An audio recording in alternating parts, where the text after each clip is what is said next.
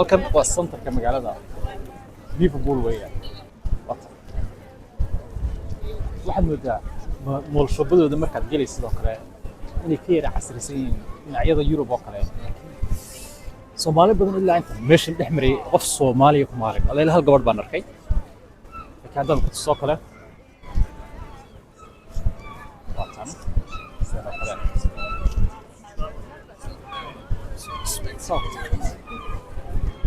shopping kooda ama shopping centeradooda dadku way ka badan yihiin anu marka loo eego tuulanka oo magaalada Oslo iska tuulan noqonaysa laakiin dadka waa population-keeda iyo sida marka loo eego kale aad bay u badan tahay waxaana ku yaala suuq khatar aad u weyn laakiin wallahi qof Soomaali la hadla maaray meel walba waxaad ku arkaysaa calooda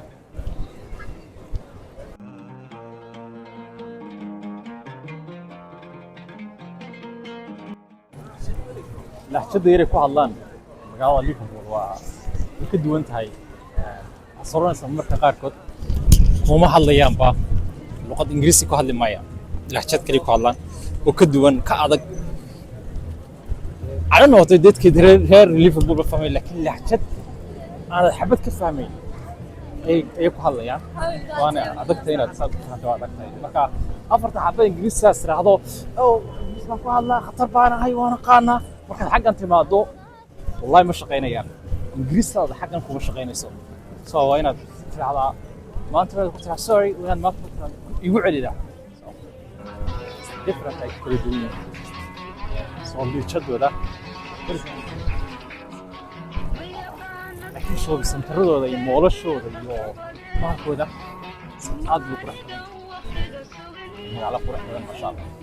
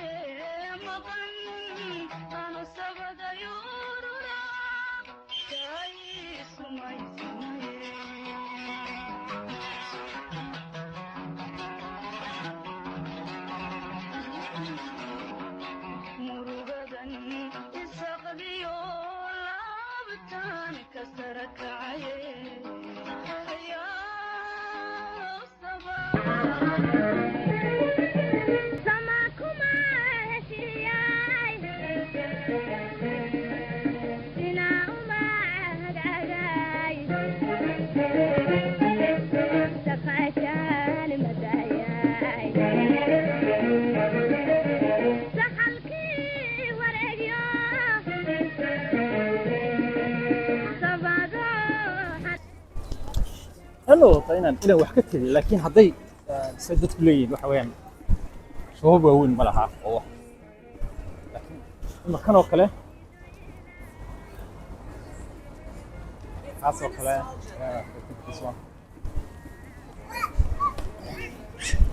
كومنت قد بلو ذاك توطى هتان مالا خطر جعشين يعني دي صوت دوبا وكتر وقيت كروبات بصوت دوبا يمكا يعني صوت ديار من قيت طلبات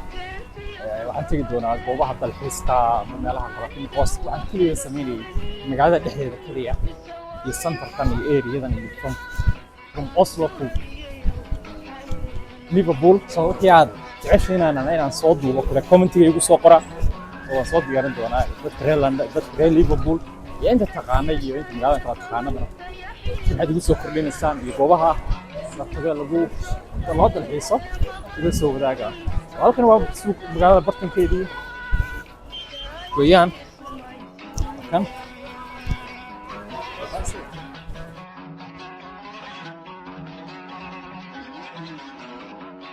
murugadan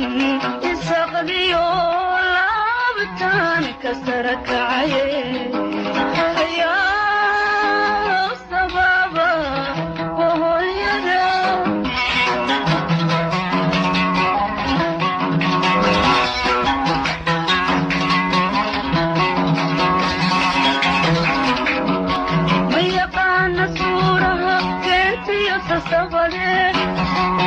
Money don't